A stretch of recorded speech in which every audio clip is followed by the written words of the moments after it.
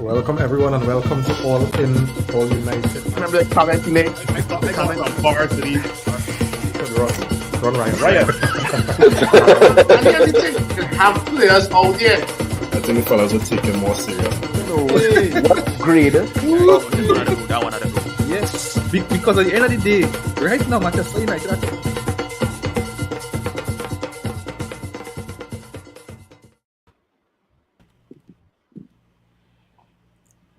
Welcome everyone and welcome to All In, All United. I don't know why my camera looking like up inside the thing, but I feel Yeah, like it's looking real. you up inside there, boy. I can't believe Yeah. the only man on this panel not wearing red, boy. Well, boy. What? Now, but don't worry, you're still representing. You're still Yeah. representing. Small thing. True. All right. So, fellas, what we said, Champions League night's return is what we wanted, but like we are white, right? Like we are treated with this Champions League experience as though we want it to be something regular, you know. But I must say, at the start of the game, there was a very fitting tribute, you know, to the late Sir Bobby Charlton before kickoff, you know. I had to say, as a Man United, you know, fan, I was proud, you know, to see how he was honored, you know. But you know what I wasn't proud about? How we just play football. Yeah. All right. Another crap performance, you know. The quality of football from us was championship level at best, right? And probably not even the top at championship, probably mid-table to bottom, right? But fellas, our Champions League hopes are still alive, you know, thanks to Maguire goal and Onana with a massive penalty kick save at the death, right? I mean, I keep waiting to see progress in the performances, even more than the results now. I'll be honest, because I believe once the performances improve, we go score goals and we go win games. But it's just like I feel like we just had to suffice with this ISO, you know. Anyway, guys, how big, JP, was this win for us? How big was this win for us? I'm feeling like we're asking this question every week now because it's like we're just struggling and pulling off wins, but surviving in the Champions League, it was a big win, especially with the result, the other result in the group with Bayern winning against Galatasaray. So it was a big result for us. We needed to get in 3 points. It wasn't anything near a good-looking performance, but we get the 3 points at the end of the day, no matter how we get it. But yeah, it was a massive win for us. We needed it. If we really even want to stay in Europe at all, we needed that 3 points.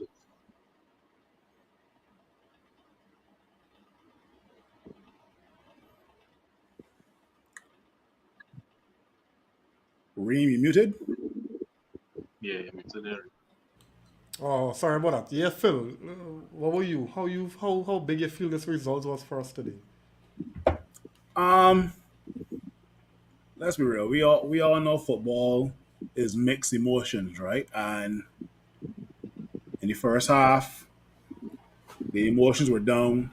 In the second half, it wasn't down, but it was more like, okay, well, let me see if this team could turn around the piss poor performance that they put forward in the first half and turn around the second half, right?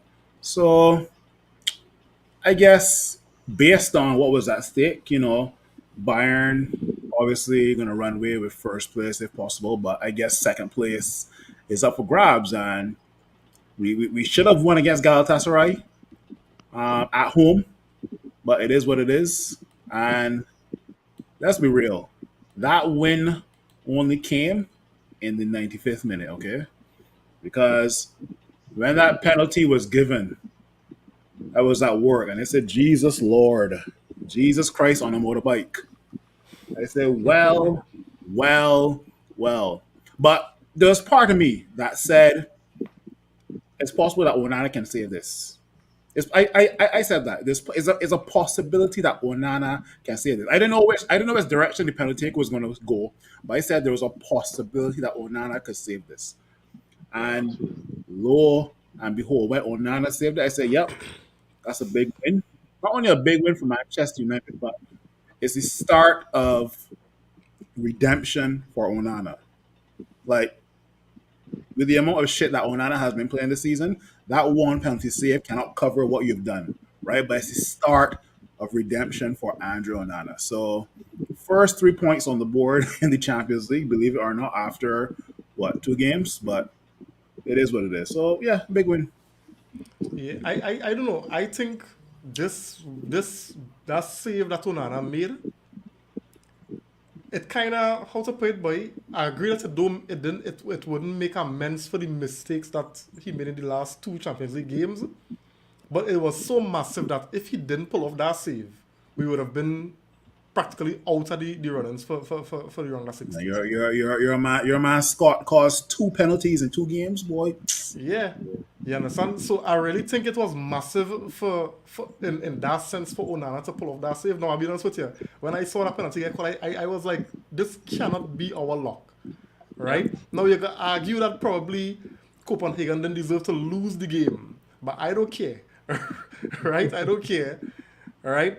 But when I heard the commentator say that their penalty taker was off the field, that is when I got a little bit of confidence, because a penalty is always more so in the favor of the kicker than the goalkeeper, right?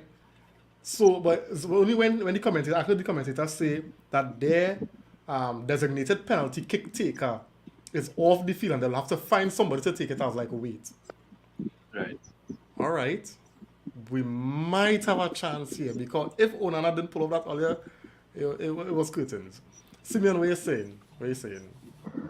Nah, man, like it was one of those games, you just watch the team play all kind of 2-2, when you vex all cool game.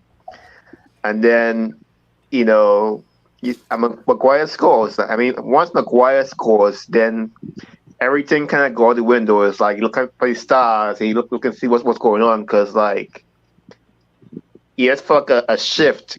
It felt like the whole team just kind of get kind of lift about them. All we said about all the bad stuff we said about Maguire is still true, but I think it was true. He was playing crap. But I think Ten Hag really pushed. I think Ten Hag's, being tough on him and telling me he has to play well really came in and made him raise his game and to play better football, because he was good. He was good today. He's been good. He still can't turn. He still can't run. He still wrestle men down. But I think today, the Maguire and the Onana, I kind of lift the spirits of the whole team, and I think, we could do with that, because even though we still playing to do football, if we have a little bit of good vibes going, we could win some games. I mean, we don't. We're at a point now where it's nice to play good football, but we have to start winning games, and hopefully the football comes along somewhere. I hear you. I mean, that and that for me, while I agree, because it's just where we at right now, we just had to concentrate on probably winning games and hope that the wins will bring confidence, which go kind of flow into performances. Is we who suffer now, because we had to be waiting 90th minute to win games and getting dominated in the first half, and for large portions of the game we seeing rubbish football. Yeah, I mean, the hard thing is, it was really hard to watch this game until the end. But, it's like, I feel like it's two things. It's two things we're looking for. It's like, I feel like we don't need to we're not far off for winning games. We're not far off from winning games, but we're far off from playing good football. It's two different things. We could win games playing ugly football. All it takes is a good choice here, a good pass here, a good finish there, we could win. But good football is far off. So Yeah. I hear that. I hear that loud and clear. Guys, don't forget to like and share the podcast. We want to get more people in on the content, right? So, seeing that we still, just looking at the situation that we're in right now, right? We have Copenhagen away, right? We have Galatasaray away, and you know that atmosphere in Turkey. It's a it's a no tea party, right? Almost catch back today. Correct, right? And this is what the Copenhagen manager had to say post-match. He say, we can make United's life difficult when they come to Copenhagen. And if they can play like the way that they did today in Old Trafford, imagine what, awaits us in Denmark. Right? So we have Copenhagen away coming, which is next, then Galatasaray away, and then Bayern Munich at Old Trafford. I think we could make it out of Group A. What's all the feelings on our chances of progression? I can easily say no. Optimistic? No? Yeah. I can easily say no, but my answer can change after I see the results of United versus Copenhagen and Bayern Munich versus Galatasaray. Because Galatasaray would then be on 2 losses, and then if we win versus Copenhagen, we will be on 2 wins. And I think Galatasaray drew against Copenhagen in their first game, no? Yeah. Huh. I'm going to say no right now, but my answer disclaimer, my answer can change after the results of Bayern Munich versus Galatasaray and us versus Copenhagen. But as of right now, I'm going to say no. We can't make it out of the group. All right. What are you saying, JP? You think we can make it out? I think I'd agree with Phil on this one because and there's not me being negative. I just being realistic based on the football we're playing and the other teams, right? But go ahead, JP. Yeah, same with me. I being realistic because I actually was looking at the Galatasaray Bayern game before, and at Galatasaray taking some of the chances that they had, and they had some clear-cut chances that they didn't take. They would have killed off Bayern today. So, and we see what Galatasaray did to us at home. Copenhagen was dominating us for large parts of the game today, and this was in Old Trafford. So, and then Bayern Munich is Bayern Munich. So when you consider those 3 things, the chances looking real slim for us because you want to rely on a miracle header by Maguire, 1 in a million header by Maguire, and a brilliant save from Onana in the end of a game for us to beat FC Copenhagen. For Manchester United in Old Trafford to beat FC Copenhagen was a Maguire header and a Onana penalty save. I think that's disgraceful. And we're talking about hopefully this is the game that could spur us on, but this probably the 3rd win we had straight, right? Yeah.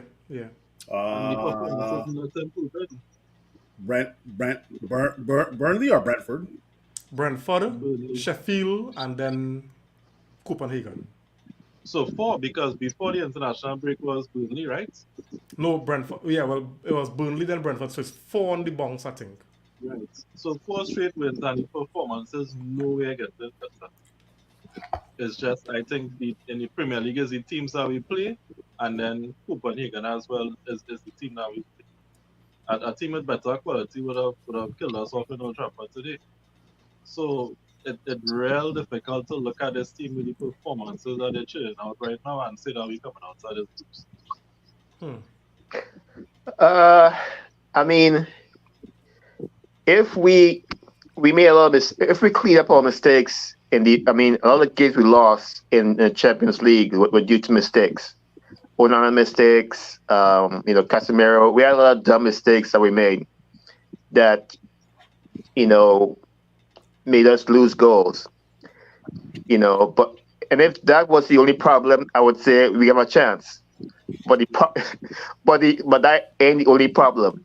We got midfield issues. I mean, we can't score. If you watch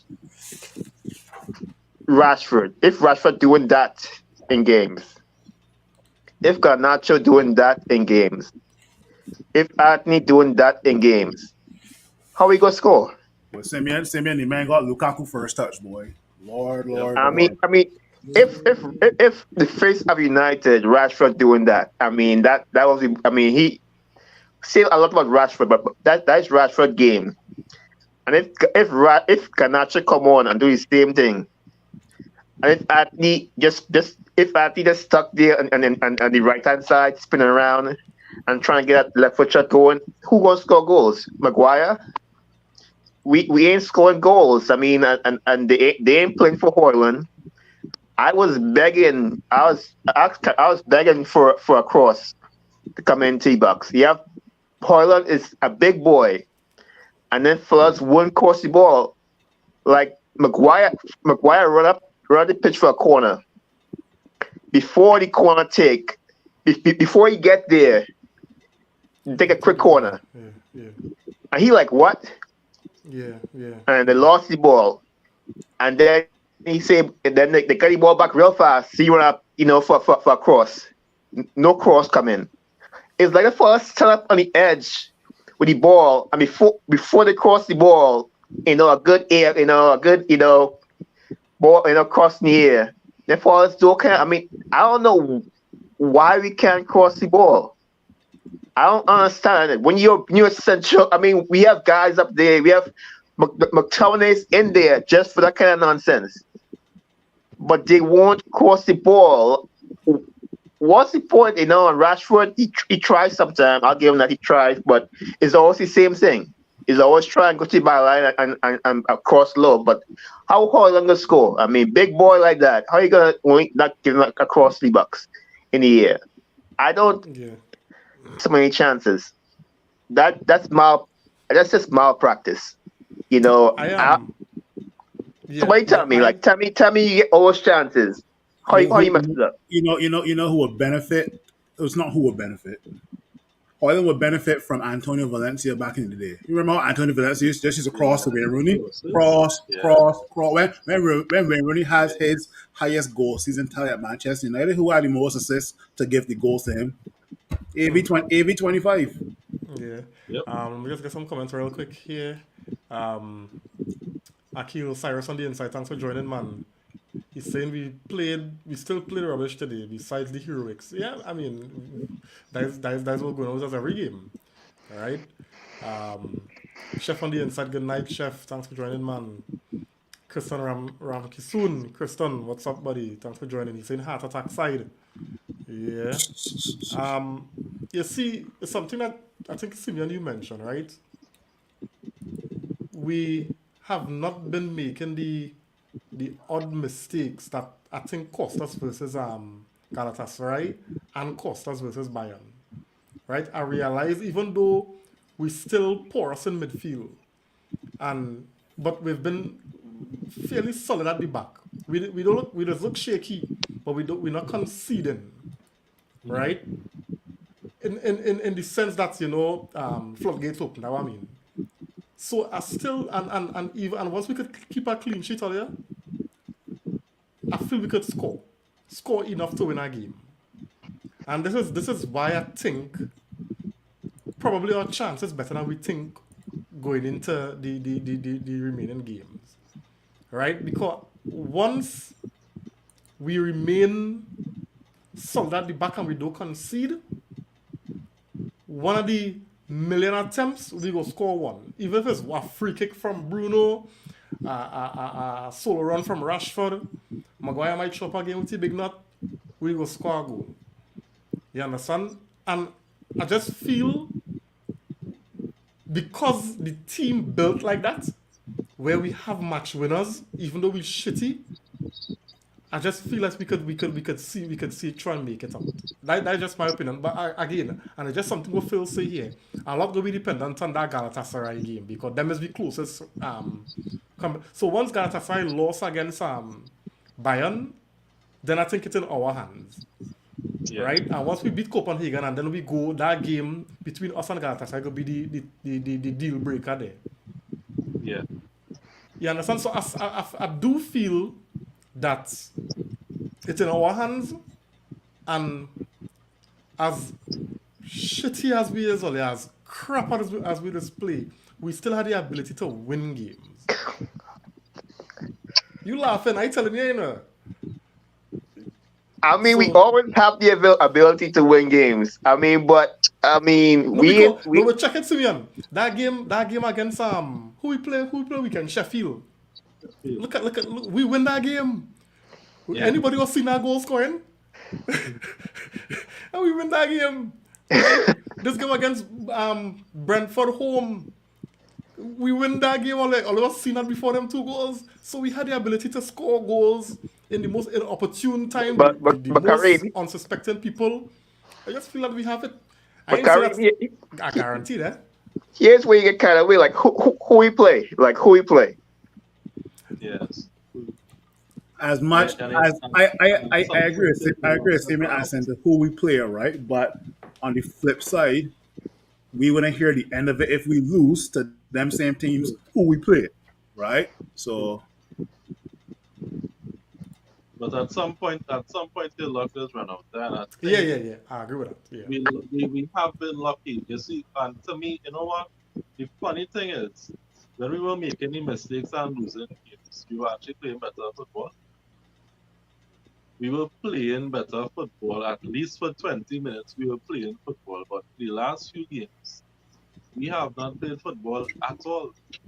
And somehow, we win 4 games. It's weird, eh? it's a possibility. It's a possibility that we may have the reverse of last season, where that after January we were just looking to scrape by, get wins, get the 3 points. Whereas in before January, Ten Hag's first season, we were comfortably winning after we beat Liverpool, right? Because don't forget, after the first 2 games where we lost 4-11 and 4-1, It's not a big run, yeah. we went on a great run. We end Arsenal's 6-game run. Sancho and James Milner, and we beat Liverpool, but we just went on a great run, right? Yeah. What if that happened for us this season, but opposite? Right now, we scraping wins up to January 2024, and then all of a sudden, up to December 2023, and then January 2024 hit. We just start back playing football. What if that happens? I mean, Well, hopefully There's by January that we still in the running, that we fall off bad. there's 3 more months. There's 3 more months of suffering you're talking about. Yeah, but I At least plenty 3 more way. months. I'm gonna get some comments here, guys, and then we go moving. Jody on the inside, Jody, good night, man. Thanks for joining. Blessed night to you. Christensen here, give Maguire his flowers. He was shit. He benched, stripped from the cap, stripped from being captain. Told he wasn't required going forward, but he didn't criticize. He didn't let criticism managers stop. All right, but he didn't He didn't let the criticism. He Criticism didn't let the from the criticism from the manager. Yeah. stop him from training. Right, he kept saying in interviews he would keep working to get back into the team. Been great since he started back playing. No doubt. I got Christian. You got to add on a couple of things, because all in all, this is right. But the ego of Harry Maguire talking about his boy. win percentage when he boy, starts this season, Yeah, he just bear spoiled that boy. in mind, Christian. Yeah. I am not going to let these last couple of games fool me about Harry Maguire. Harry Maguire has been going through a purple patch. He has been solid. He scored a goal today, and may it long continue. But Harry Maguire has about a good 2 years to make up, brother man. I'm sorry. Definitely. But Definitely. I mean, Maguire's Maguire. You put a good mobile striker next to Maguire, and he in trouble. You see the first attempt Copenhagen had today? Maguire freeze. Brain freeze. Yeah. Brain freeze. Yeah. Thankfully we didn't pay for card. I went to hit the post, and Yeah. Yeah, that was the play when they hit the post. So let me, I mean, thank God. Um, Chef, Chef's in here. What about the million attempts teams get on us? I'm sorry, but any team with quality gonna beat us.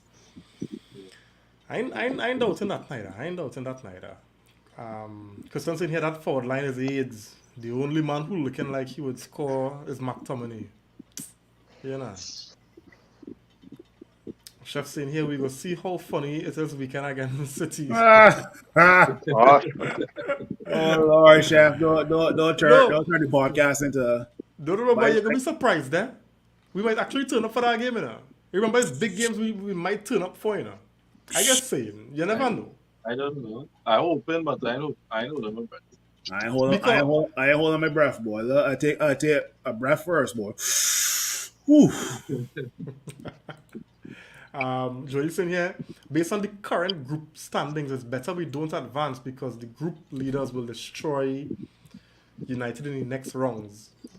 no better we make next rounds and Alex and Well, I Yeah, mean, than to have to go and play all over the world in Europa League. Let yeah, me boy, we make it. got in Europa League, we got to travel to Uzbekistan and Yeah, and play Guyana Thursday, and Sunday, Belgium, and boy. all kind Nah, of boy. thing. Yeah. I prefer advance to the under 16 again, knock out and drop down to the Europa League. yeah. Right? Arun saying here, so I saw today when Garnacho was coming on, it showed Rashford coming off, and the crowd booed, and the commentators on my stream kicked a serious fuss. Then they rectified it. What happens when Ten Hag really wants to take off Rashford? Is everyone going to No, react that so? Rashford didn't look on point today. no, that was Um, supposed to be heard. And all the time, in that time, it was supposed to be the linesman who make a mistake. So Rashford wasn't supposed to come up at all. it was that was for the Martial Hoyland swap, not yeah, because I did see number 10. Yeah, that was for, and Yeah, then that's when Hoyland came off. Yeah. yeah. But yeah. So it I was didn't supposed see to what be. happened there. I No, think as far as the commentators were saying before, they said Hoyland was coming up. So I think it was because they saw the 11, because wherever they were there viewpoint. He saw What's the the 11 case? initially on the board. And What's then the it was case with like, this was probably sorry? a mistake. What's the case with Amrabat? Amrabat injured, or Amrabat just came off for coming off sick? I was wondering that too. Nah, he ain't injured. He not injured. And strange enough, nobody asked about it in the press conference. Scott on form or in form. I don't For know my what foot, form. we. Yeah, I what don't know form? what Form form. 4? Form 3? Yeah, boy. Yeah, okay, so I got this one. Anderson on the inside, good night, man. Thanks for joining, buddy. He's saying the Harry Maguire stat is flawed. He was saying his issues is once you have a mobile striker, he will come out short. Yeah. And but Nico make a good point. Once he playing alongside a good defender, it might cover some of his deficiencies. You know. Yeah. But I, in my opinion, if we have a box to box midfielder, that box to box midfielder can keep on the mobile striker, and ease up Harry Maguire workload. But that's just my opinion, right? Scott is not that guy. Just let you know. No. yeah. Actually saying here, turn up yeah, for what? I can't remember what this comment relating Probably to. Sorry. from Man City. Okay. Akil, you referring to Man City, right? Well, we'll see. Christian saying here, Onana made a brilliant save, but kudos to Garnacho. While they were reviewing the pen, homeboy was kicking up the penalty spot. Yeah. I see that. I don't know how much of an impact that had on the penalty. I don't know. You know, Anderson saying here, McTominay have 3 goals this season and 4 penalties given up. It's four. I Way. didn't know it was that much.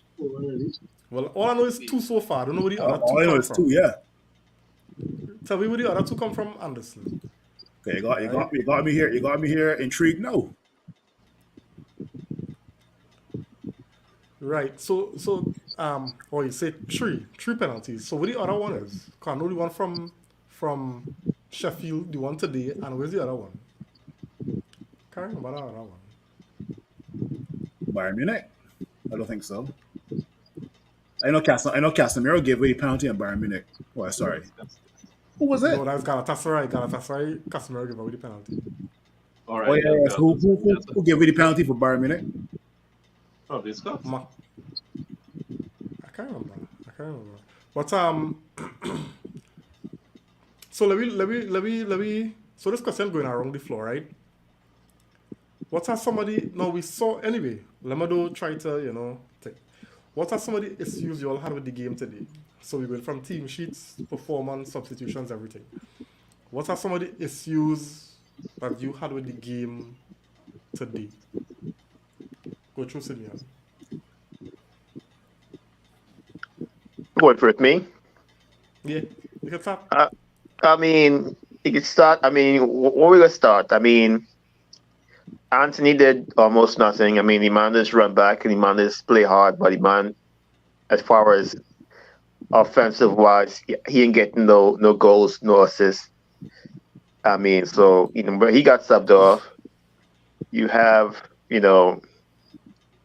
Rashford. Yeah, I'll put Rashford and Garnacho in the same box, even though they're not in the same box. I know Rashford is a he's the man and Garnacho a young player, but they're doing a lot of stuff they're doing is the same thing. It's like a lot of stuff that Rashford do in the first half. Got to come on and do the same thing. Not enough passing and not enough finishing.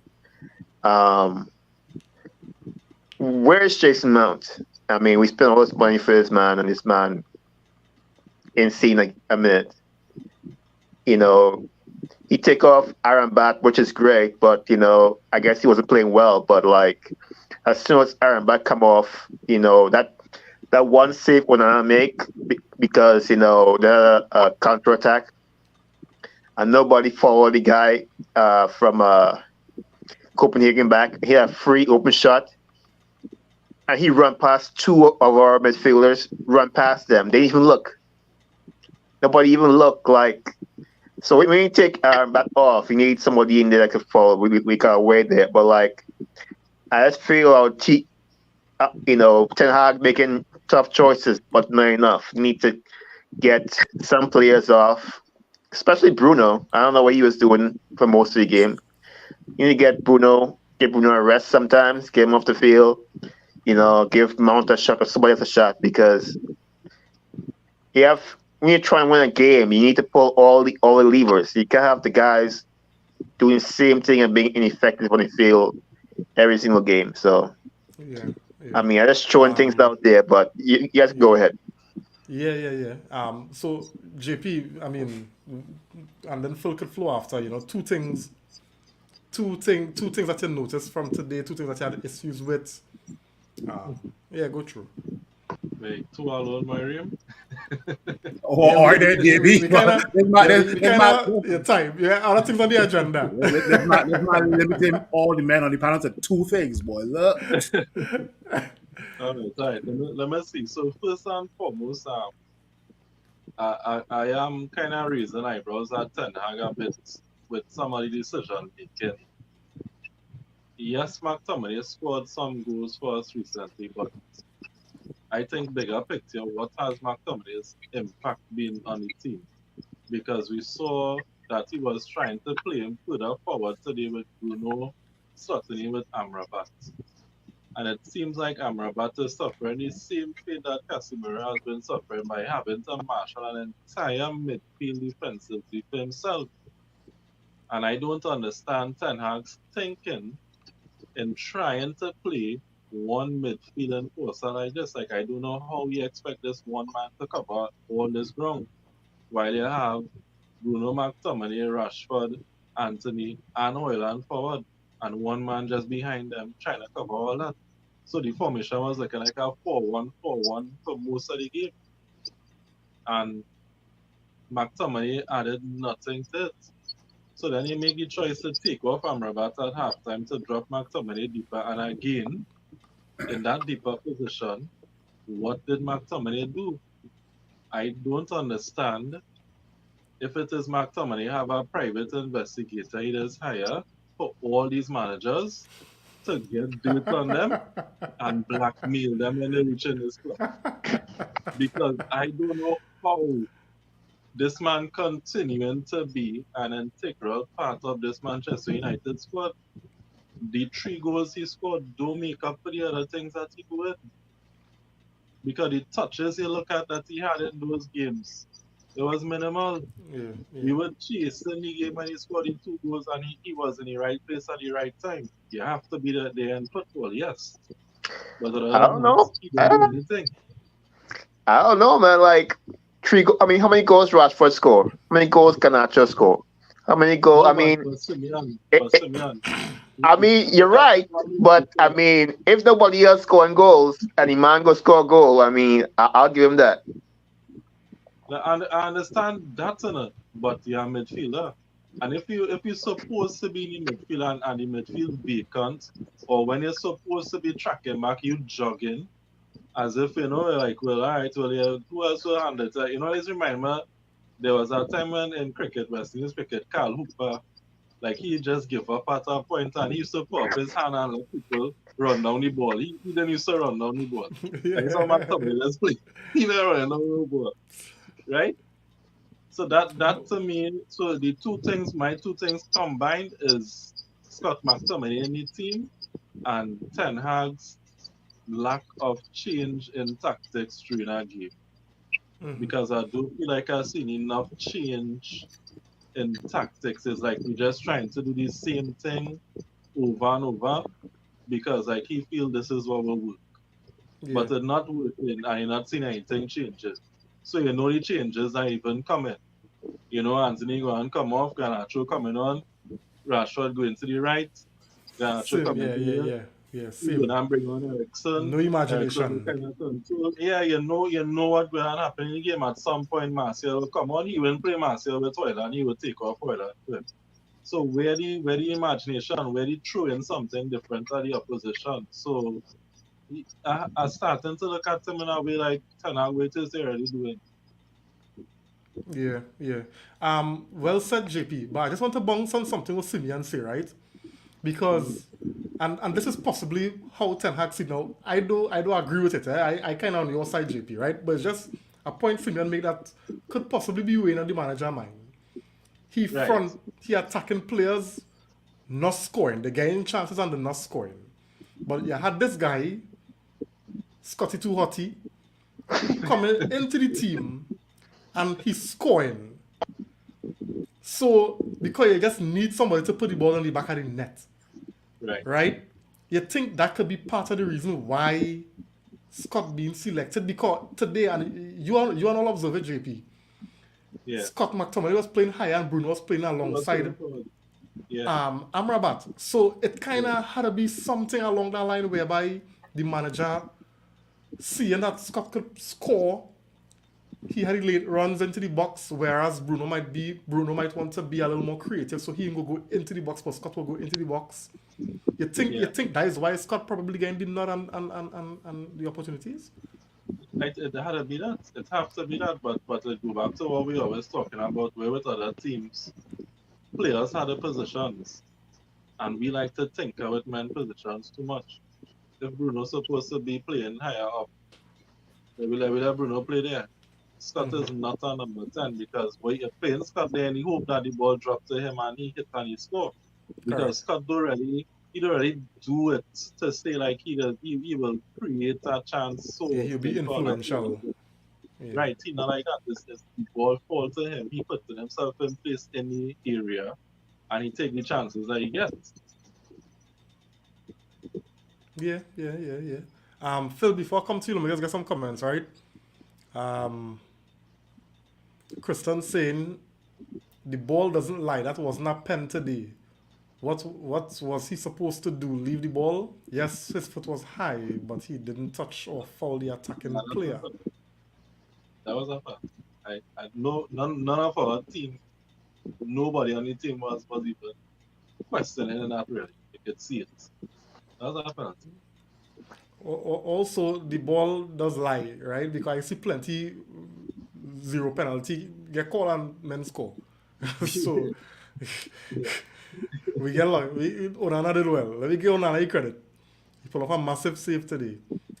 Jesus saying here, hey, Jesus, thanks for joining, man. He's saying I missed the match. Listen over Manu TV. I'll give my summary. Phil. No, I'll give you a summary. I'm just waiting for Reem to finish reading the comments. Right, nice. Christensen here, we just look better with Garnacho though. Like we created more chances and goal scoring opportunities. Right, Chef saying here on another note, what the hell does Hannibal, Palestri, even Mount have to do? Because Rash and company just not up to it. Ten Hag looking to lose his walk. Yeah. All right. Wakanda Forever on the inside. Thanks for joining. And I do appreciate all the people who are using the YouTube platform that we're talking about. All right. Good night to you. Can somebody tell me why Rashford didn't get sub? All right. He did get sub, no? No. Rashford played the whole game. Right. Rashford and Bruno played the whole game. Earlier, the quicker we accept that Rashford and Bruno not gonna come off the field, the easier the blow, right? Yeah. And I will tell you something, Ten Hag, them fellas and them last season earn Ten Hag trust. So them have real credit in the bank. Alright? Them have real credit in the bank. Like, I feel like McTominay role, like, I feel like he did do somebody else's role. Who plays number 10? Bruno. Okay. I got a theory on that, but I'll save it for when I talk. So. All right. We'll just get through these comments real quick then. And this is saying here, McTominay does the same thing every year. Have 3 or 4 good games, then 7 to 10 inefficient games. Thank you. No wonder our midfield gets overrun, Chef saying. All right. Carl Hooper, yes, JP show you age day. Yeah, I used to watch Carl Hooper too. But he had to be the most boring batsman I ever see in my lifetime, boy. Jesus. You know who was more boring than Carl Hooper? You see Jimmy Adams? Yeah, boy, Jimmy Adams, boy. From your country. Yeah, he's actually Jimmy Adams was the worst. Hey, when that man batting, I used to vex him. What? I used to what he get out, and imagine he's a West Indian. Padams in it. He's like for them Padams in it. I want to block, boy. I want blocking. Anyway, not one midfielder willing to face the opposition and be brave. Boy, Jerome Robinson, the Insight, thanks for joining, man. He's saying just a recommendation. This channel after watching the United highlights just now. Just got recommended. Hey, we appreciate it, man. Thanks very much for joining. Yeah. He also said here, United fans must be gassed with this storyline. What storyline? Nah. Probably Onana saving and Harry Maguire winner. Well, we appreciative of it. All right, but we ain't gassed. All right, because we are accustomed playing, football a particular way, and we want the team to play well and win. And I think this is the storyline here. Maguire goal into Onana save penalty is so funny. You don't understand.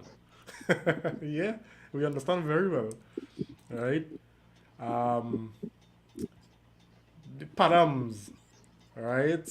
He was Jamaican. I think he was Jamaican. Was he Jamaican or Trini? He's Jamaican. My bad. Chef. Sorry, my bad. Jamaican, right? Yeah, fair enough. Right. Nice. Kurt on the inside. Kurt, good night to you. Thanks for joining, man. So, Phil. You gotta give Jesus the summary and then tell me what your thoughts is on the game. Yeah. So Scott McTominay is one of the laziest midfielders in Manchester United football team. Laziest. Box to box, my ass. He's not. He's going forward. Just going forward. In terms of coming back, useless. No. My theory on Scott McTominay playing number 10 and Bruno playing next to the defensive midfielder is not a bad idea for 2 reasons, but still a bad reason. I'll give the good reasons first. Scott McTominay knows how to progress the ball. Bruno Fernandes doesn't. Bruno plays rush football, right? Which will then lead me back to the bad reason. Bruno playing rush football is the reason why Bruno in the sixth. That's sorry. The reason Bruno playing rush football is the reason that's holding him back from us playing Bruno and possibly Amrabat in the holding and possibly Scott at 10, right? If Bruno used to control and dictate a midfield, then we could possibly pull off a Bruno and a defensive midfielder with a Scott in the 10, right? Now, on many podcasts, whether it was this year or last year, right, we used to say that Tony Martial used to be starving for service because the midfield was shit. Correct? I could put it another way now. Whoever is defensive midfielder will always have their work cut out because the midfielders ahead of that defensive midfielder will always be giving away the football for Manchester United football. You compare Casemiro at Real Madrid. Luka Modric and Toni Kroos never used to give away the football. Never. Never, never, never, never. Sure, people can say that Casemiro is moving to the Premier League, which is a tougher league, and there's more games and there's no break, and he's older, right? Fair enough, right? But if you have the likes of Scott and Bruno always giving away the football, Casemiro Casemiro or whatever defensive midfielders there, it could be Casemiro, Amrabat, Kobe Menu, even Hannibal, right?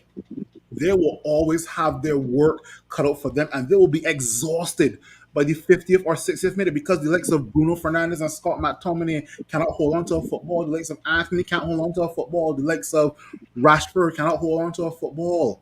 So whenever our defensive midfielder wins back the football and he sprays it to one of our deep line playmakers or our number 10, right?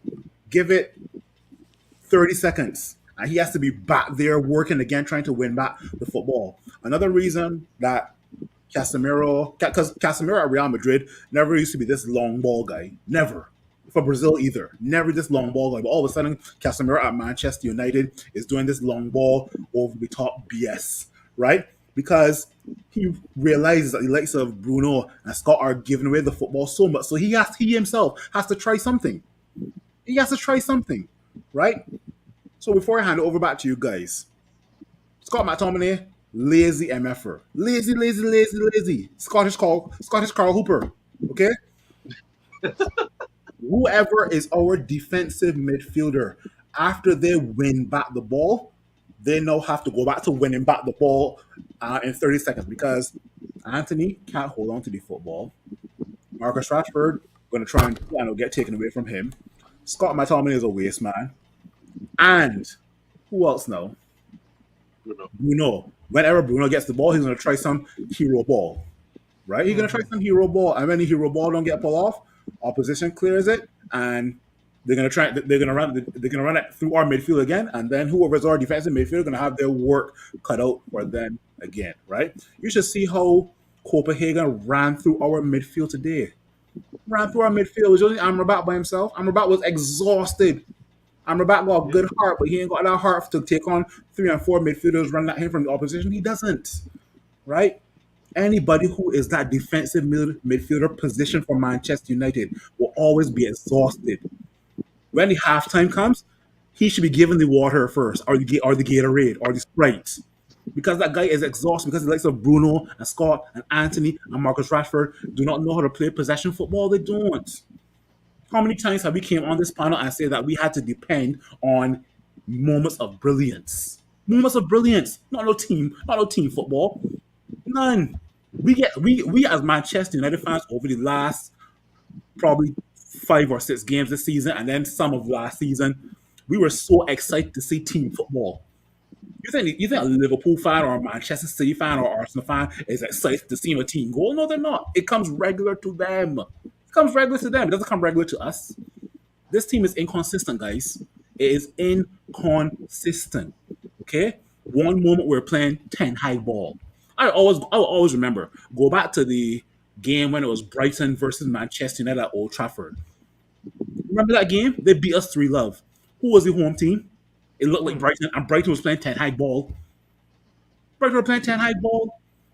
How is this team going to advance when they cannot string together 20 or 30 passes together? They can't.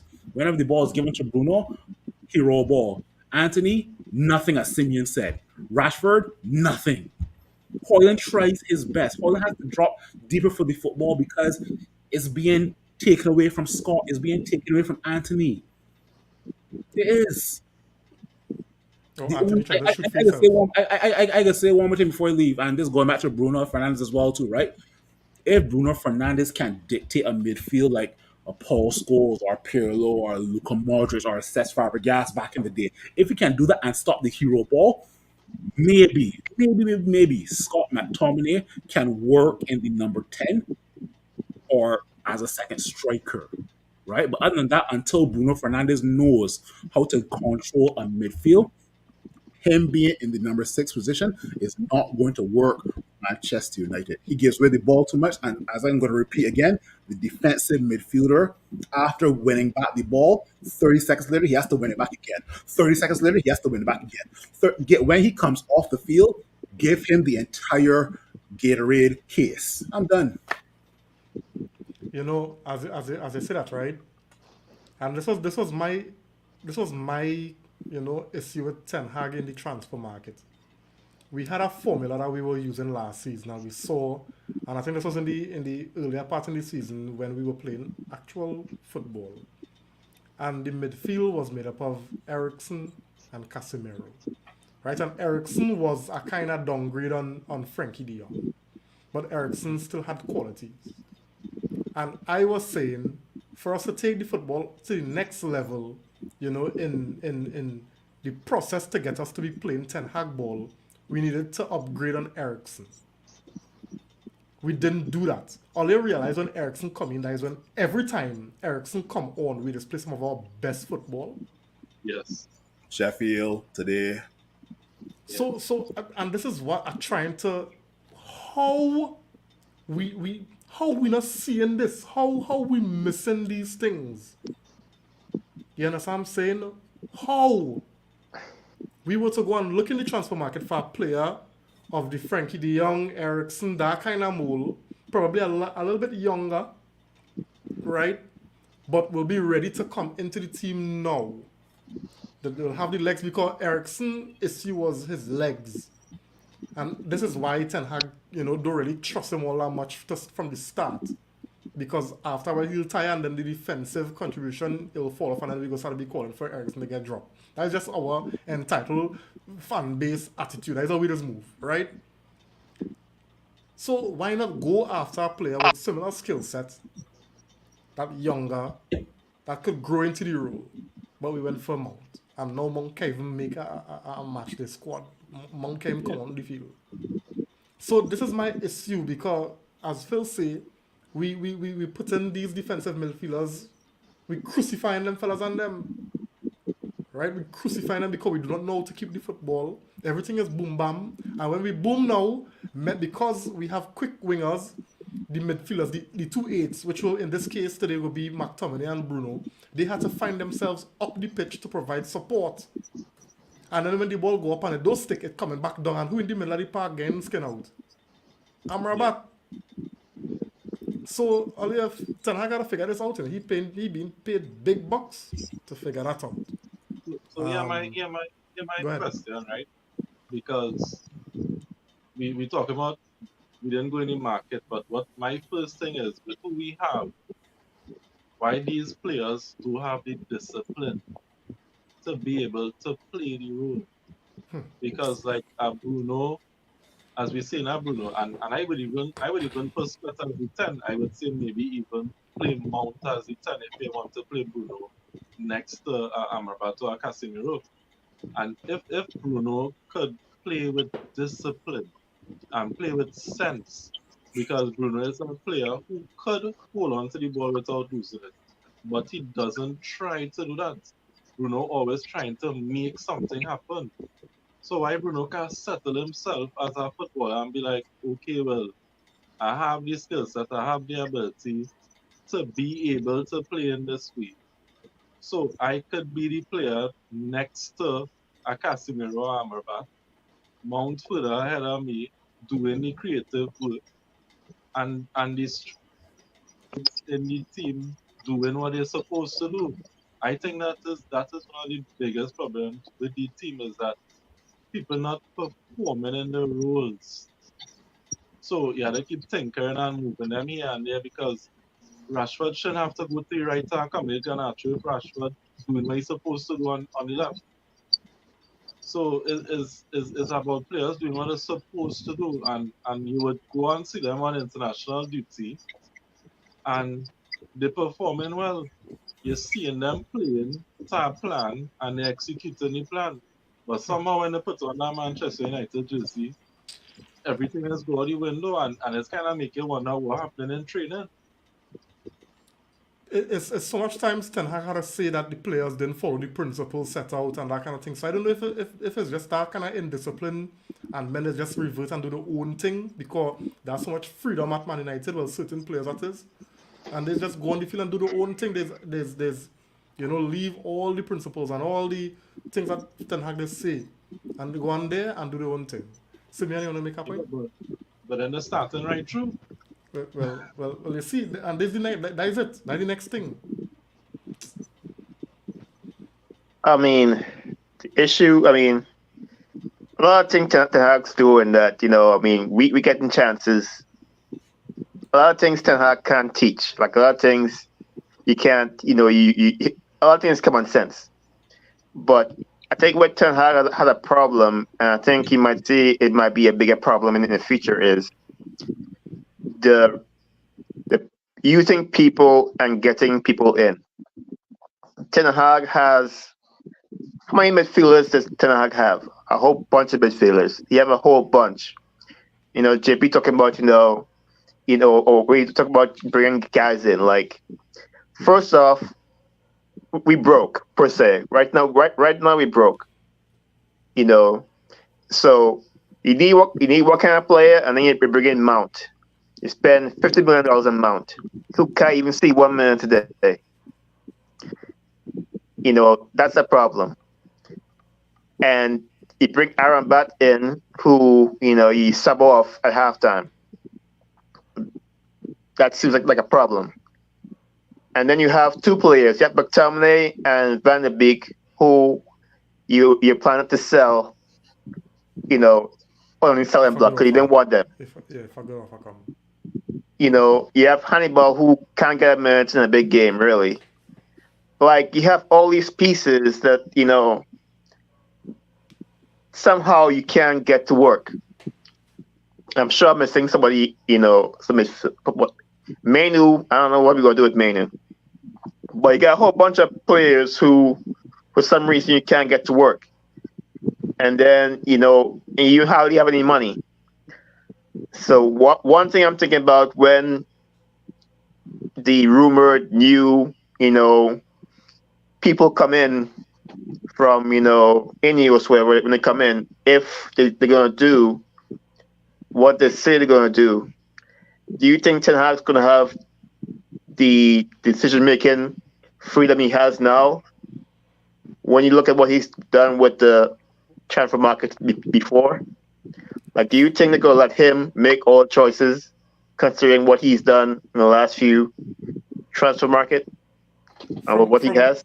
From what's being touted, that I think we're looking at this guy Paul Mitchell. Yeah. So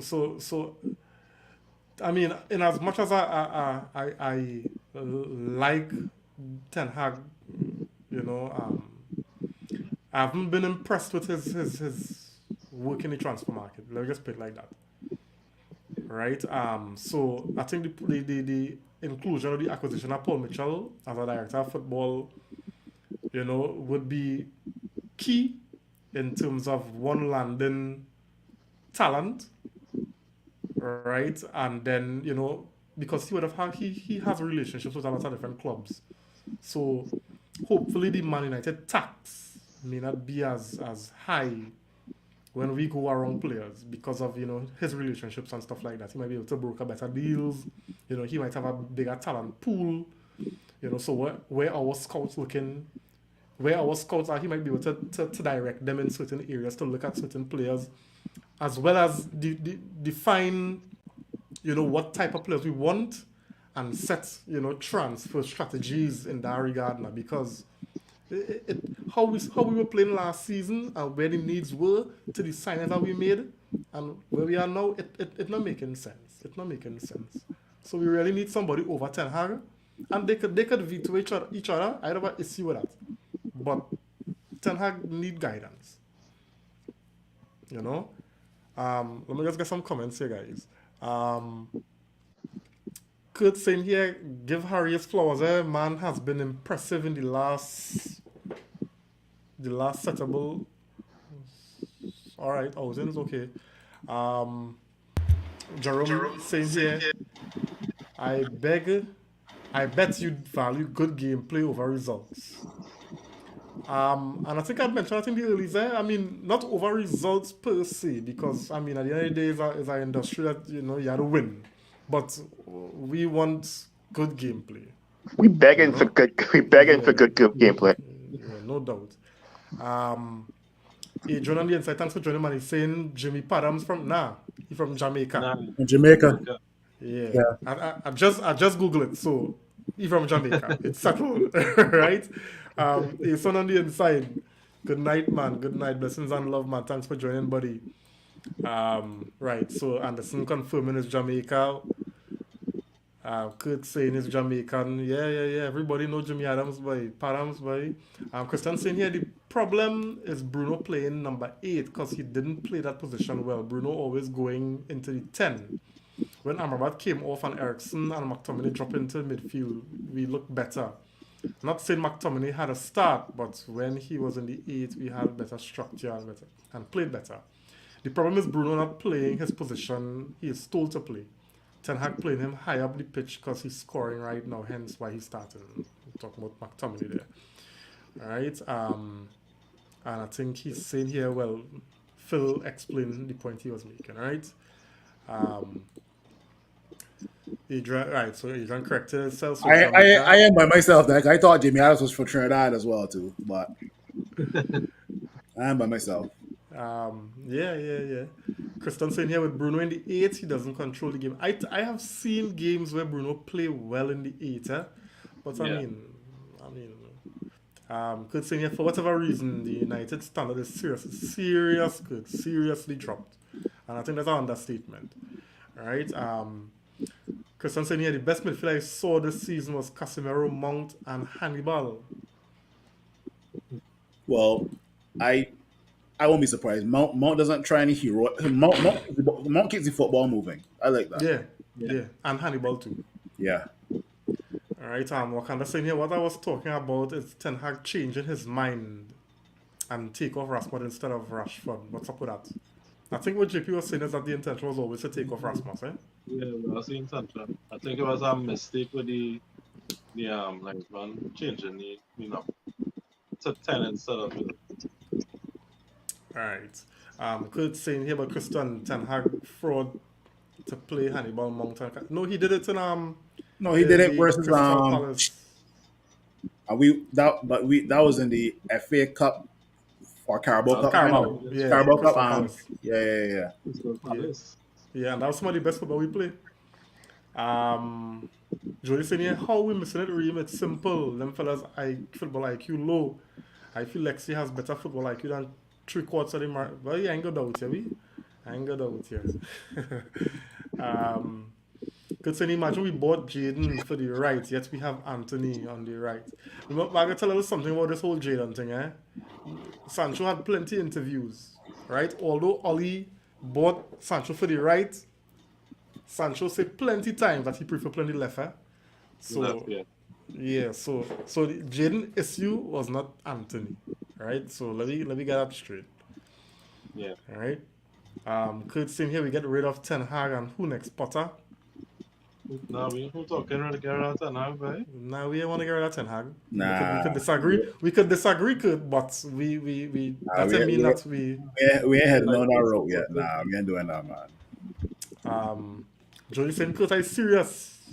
Like what Lexi does make her, like when I just make her watch over her games and show her where she. Watch my Jody, I swear Ten Hag just do that with them fellas on them. Right? Can't say the same for Ten Hag just do that. Clearly them don't watch back games. They watch back games. The thing is, Jody, Lexi willing to learn at that age. I don't think our players at this age willing to learn. And them fellas rich. Them fellas making Yeah, how much boy. money a week? But We could tell them. keep posting the goals that Alexis scored. I love to see them. I love them. Yeah. Um, Jerome saying here, what country is y'all from? Despite being half Jamaican, I am incredibly bad at distinguishing Caribbean accents. Well, Reem and JP Redemption Song, we are in Trinidad. Phil is Bajan, residing in Toronto. Toronto. And Simeon is Trinidadian, living in the US. Right? So, and we have a host of different people who are on the show, Jerome, right? Kurt was being sarcastic, Reem. Potter. Oh, Okay. all right. I hear you. So fellas,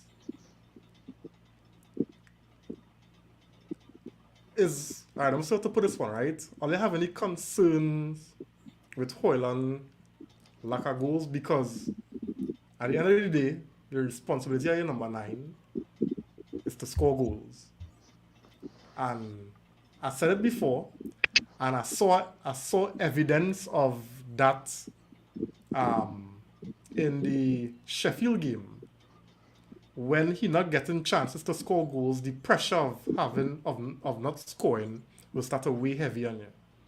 Because again, I will repeat it again. Sky Sports come out and put Petia, Rashford, Martial, and Hoyland and Ball 1 goal in so and so amount of games. So the pressure go away on Hoyland. How will you see this thing working? Do you have any concerns that he's not scoring, or is he there to hold up play and run along the place and bully people? I can make a controversial statement, and it is true though. Whenever Hoyland scores, we lose. So Think about it. He scored 2 goals.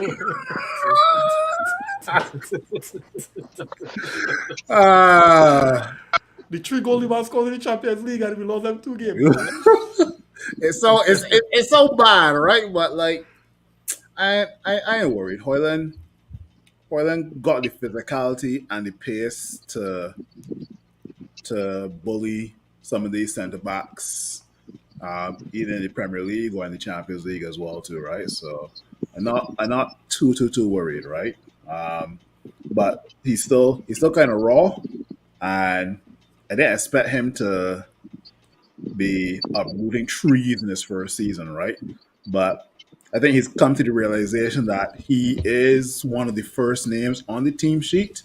And if you are one of the first names on the team sheet, you got to produce some way or the other, whether it's goals or if you're not doing your job, which is to score, providing an assist or being part of a link-up play, right? So not too worried.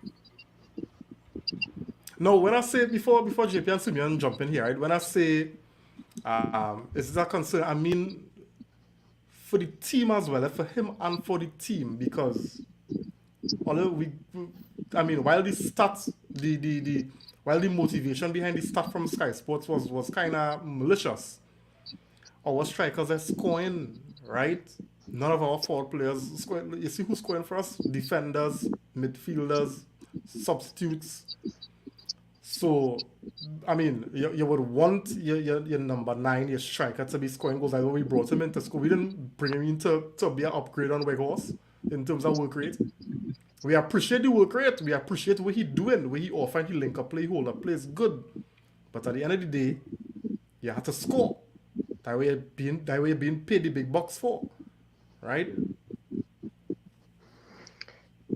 I mean, it's a worry. I mean, it's when this transfer period, we hope that we will get 2 strikers, Hoyland, a young striker, and a main striker, like someone might not be Kane, but somebody experienced that could finish tough chances. But we didn't get that. We get Hoyland, who is great. He does all the right things. I watch him play. You like him. But as far as getting you goals, he doesn't have against the experienced defenders, the hardback men of the Premier League. He doesn't have that experience or even the strength to really put, get in there and score goals. I mean, he's been in there, in the few chances he's got, like he's tried. But I feel like if he's gonna be a number 9, you have to commit to him. I can't. I think you're asking too much of him to try and do new things in this league. You have to find what he's good at and adapt to that and play his style of football. And we're not doing that at all. We only have one. We try to just do a cutback, and and if that'll work, we'll try, and our wingers try and score by themselves. But we're not playing really to his strengths. And if we keep on ignoring him, I don't see what's the point of him being up there. We besides of course the work rate is good and stuff, but like if you want him to score goals, you have to put the ball in the front of the goal, and preferably, that goal he scored where Rashford was on the right hand side and crossed it across the goal. He had it. You need more balls like that, and we don't do that. So it's worrying that we can't get that figured out. Not having preseason didn't help. Not that preseason was any good for anybody, because at least we struggled to score even then. But like, he is right now with him scoring is mostly just him, figuring something out, or playing a spot, or just it's hardly ever a planned routine to get him the ball at the 9-yard box. So Yeah, I think Simeon basically said there and this is something that we spoke about even last season when we were talking about possible strikers coming into the team. And we always said that it don't matter who come into the team, based on the way we play, they will struggle for goals. And I think this is what we see with Hoyland, because the 2 goals he scored against Bayern, the one where he basically did it on his own. So it's like he just falling into the mood of the team where it's like a individual moments of brilliance. We're not playing team football. We're not playing towards the type of striker we have. It's just 11 men out there doing their own thing, and that will cause problems for Hoyland, because we're not playing towards his strengths. So it don't matter who the striker is, and now with a 20-year-old coming into a new team like Manchester United, not just any team, with all the pressure, with all the media attention, my concern for him is if this spell go on too long where he's not consistently scoring goals, what that will do to him as a player, because he's a young man in Manchester United. So maybe kind of pressure that he going to be under just for that. So I'm saying for Man City might have done have 8-9 goals there. like, sorry, say it one more time. I will hit drop there, but how many times have you seen our wingers get past one man, look up, and cross the ball? They don't do that. They I always got, stop. I got a feeling Hoyland will get more service when Luke Shaw comes back in, because Luke Shaw knows how to cross the football. Yeah. Yeah. I mean, I think I'll make some good points. Let me hear the comments saying here. Because saying here Rasmus is not the problem. The man not getting proper service. Yeah. No, we didn't say he was the problem. We were just saying, is it a concern, right? Because if he is scoring, then the pressure will start away on him, and you'll see him snatching at chances, and the composure will be out the door. Right, so we had to make sure we strikers have goals now. Where goals is breed confidence, and you can see the kind of things he could do if he score goals, right? Concerning Reem, if we keep losing the ball in the midfield, how he's scoring? Everything we get a counter or we build up, we're losing it. Yeah, so Rasmus must look as if I'm not saying he are doing nothing. Although don't misinterpret what I'm saying, right? Look at City and Bayern. The midfield and defense are playing for Haaland and Kane's strengths respectively. Yeah, that's true. That's true. We had to play to their strengths, no doubt, no doubt. Because I'm saying, I don't know if I'll realize only when we chase in a game and we had a score, we just look to put crosses in the box. We just flood the box with and put crosses. So why we can't be, why we don't be crossing all the time. Desperate times call for desperate measures. What do you say? All right. Good thing here, cause we like to walk in the goal, Kristen. Men have the cracking shots behind the 18 yard. All right. Time to let Hoyland be the new 007. Because against Man City, it could be his 7th game in the league and he ain't scored yet. The only man who crosses right now is Jalo probably. Dalo. Watch my autocorrect messing up by The man said Dakota. I autocorrect I feel. I went showing the TV crosses a lot.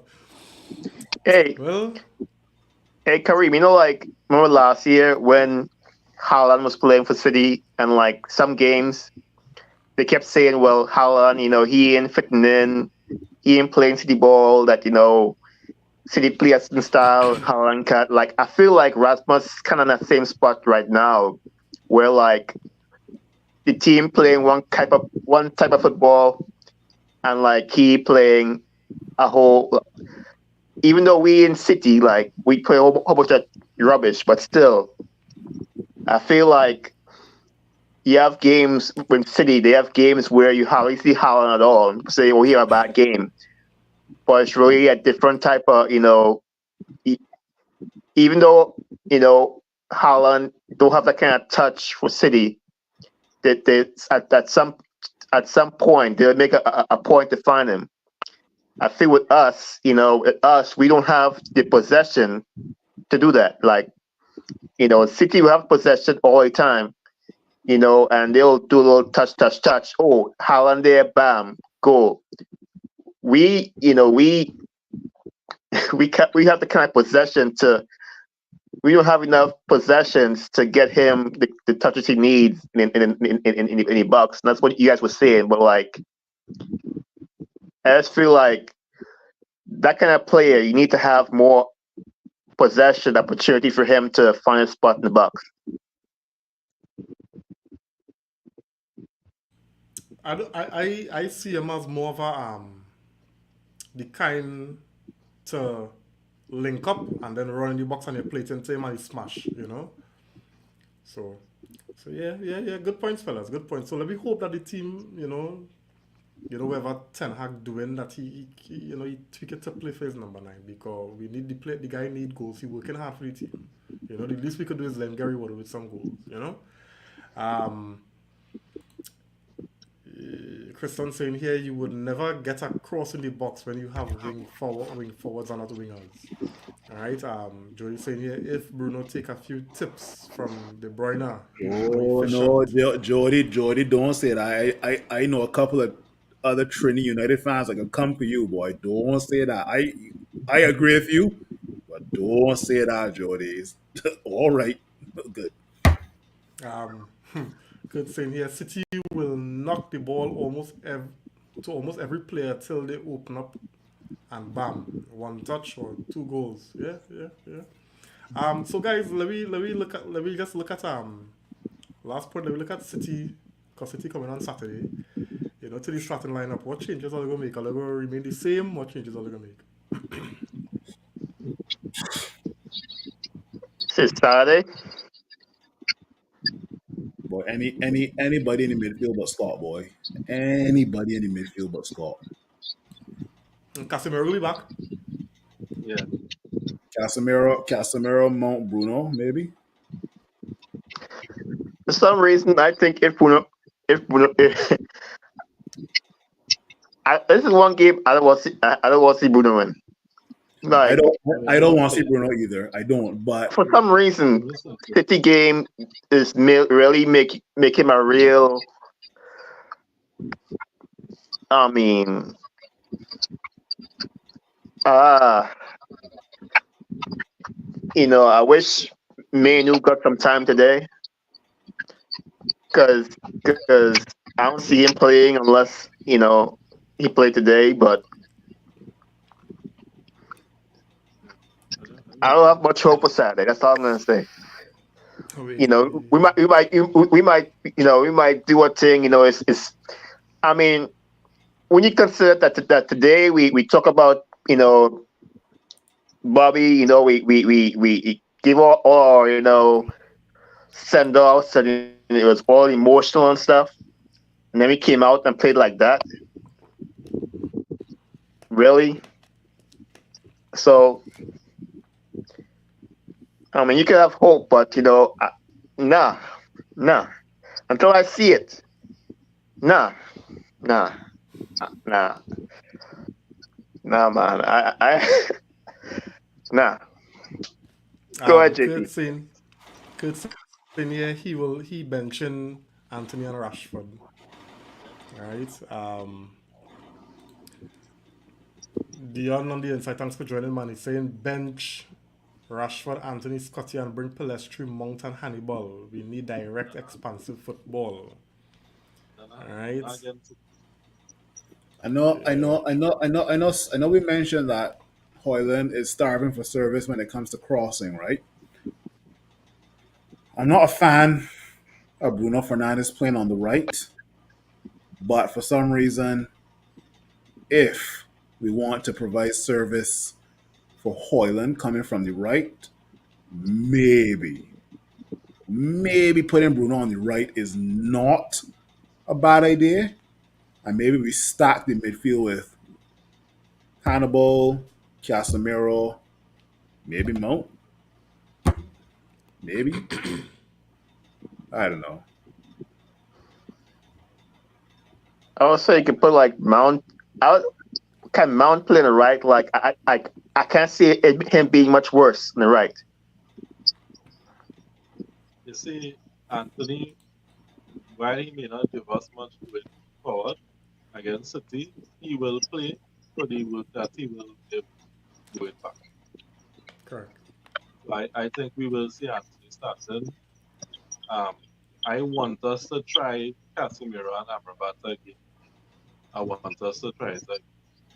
And if they could work out between themselves, who's staying back and who going forward and keep it more going forward less against a team like City, I think that is the perfect midfield pairing to kind of show up that midfield. Because So remember when you play who's your full midfield then? JP. full midfield, Yeah. um, it will have to be so Casemiro, Casemiro, Amrabat, Amrabat. Yeah. there will be Rashford and of course and Anthony and Bruno. That I am No saying Mount. I am saying who he will go with because this and how we talking about. So I'm not trying to predict what my team will be. I'm predicting what Ten Hag would do. And I think it would make sense in a game like that because to stop Haaland, you have to stop the supply. And you can't tell me you have a Casemiro and Amrabat in your team and you're not going to play them to stop the supply again to Haaland. So I think if he's smart, that's how we would play them and let them know not too much adventure from either of them. For the most part, if one going forward, at least one of the stay back, but stay back for the most part in the game. So it's like you're playing two holding midfielders in the game. With less one have a little more freedom to go forward than the other. That's how I would want to see the team play again. Because they are to stifle them. Because their midfield will overrun us.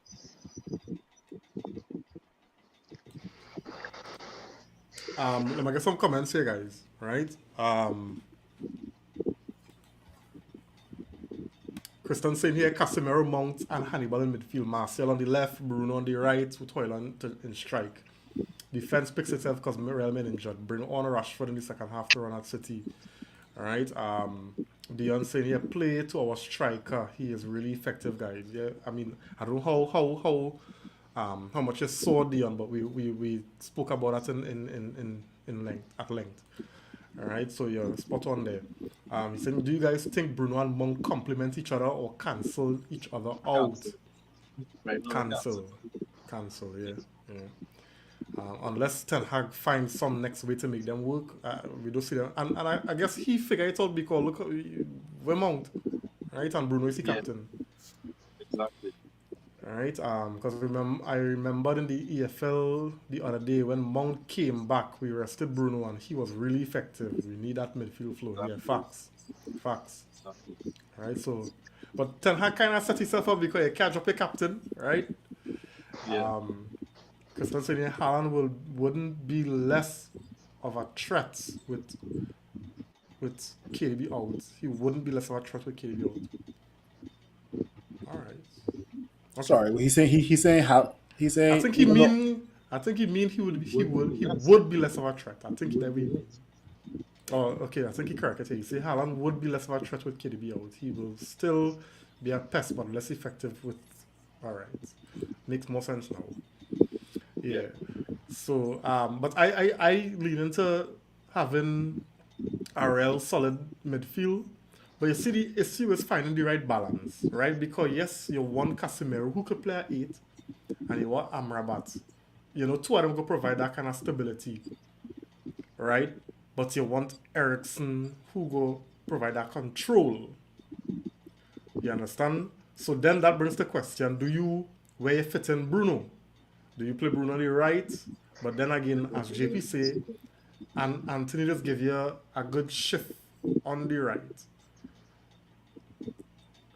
Rashford not getting dropped, right? Let me be real. And Hoyland not getting dropped. So the issue for me is really Ten Hag finding the right balance in midfield, right? Because you have a lot of options.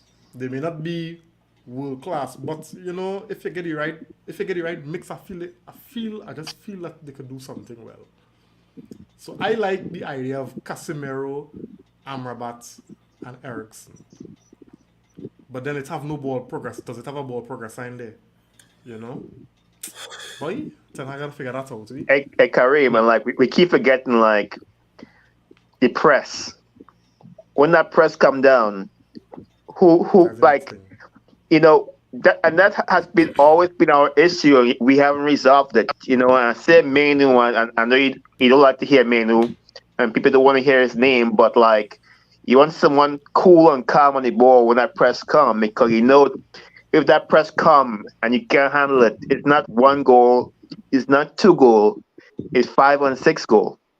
So you know all that stuff we have to worry about. Like we need guys who can handle the press and move the ball, and like Casemiro hasn't been great at that, and I haven't seen enough of Arambat doing it. I mean, I don't know how good he is when it comes to playing that type of press. So that's another question we have. Yeah, yeah. yeah. Kurt's in here, Reem, why Ten Hag can't drop his captain and he dropped Harry Maguire last season? So why Harry wasn't Ten Hag captain. Let me just establish that. Harry was never Ten Hag captain, right? He doesn't want to rock the boat so early. Yeah. Anyway, True. fellas. Anyway, I think we reached the end of the pod this evening, fellas. You know, I think we kind of vent out a little bit, you know, so we feel a little bit better until Saturday, you know. So yeah, let me get some closing thoughts, fellas, and let me wrap it, Simeon. You know, hope for the best, expect the worst. You know. Phil.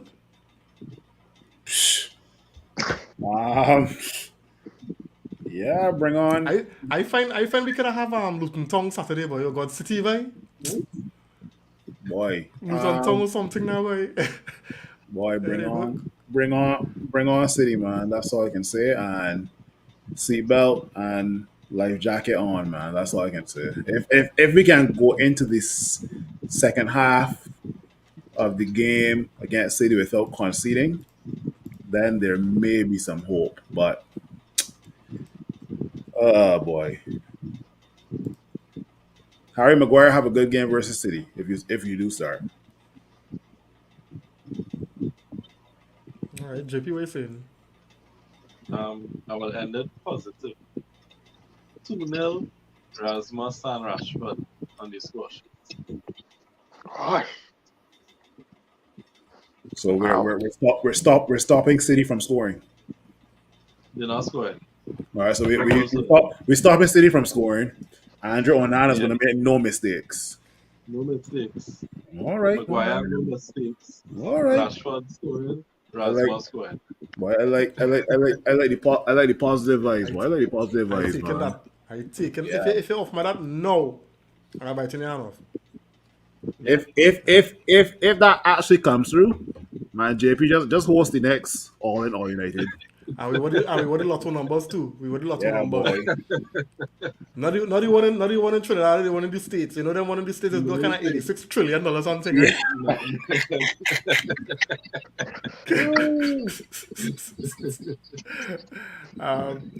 me just get the last set of comments and let me wrap it, fellas. The Anthony and Rashford Pampers full right now, guys. I'll say it. We need that spark in the middle with some steel. Either Amrabat or Cassie. And Hannibal in the attack will come. Give Nacho a start. Alright, and Jody say we beaten City Boy, right? And it's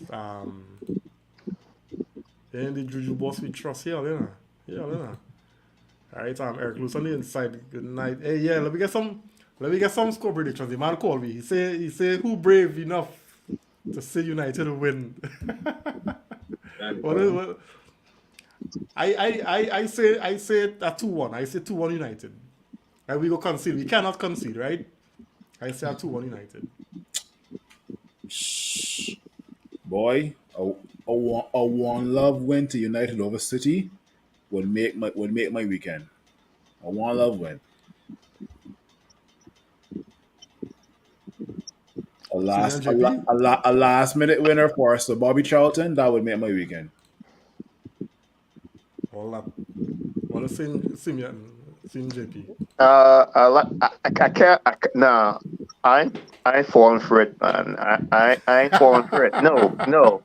I've been there. I've done all the cheerleader. Nah, I have been there. No, it's too many years, man. I ain't gonna fall for it. This.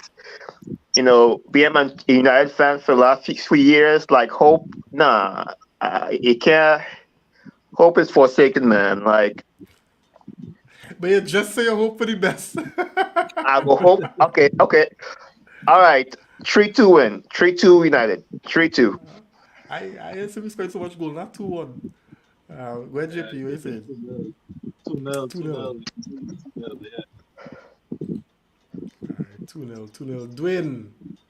Come for the doxology, boy. Good night to you. So, fellas, it was nice. Simeon, JP, Phil. All right, and those in the comments, we do appreciate the comments, the likes, the shares. Again, don't forget, guys, we're on YouTube. We're active on YouTube, so subscribe if you haven't already. And we always post content on the Facebook platform as well. So it was nice, guys. Have a good night, and see you on the next one. Yes, sir. Yes, sir. I just normally do this. And then...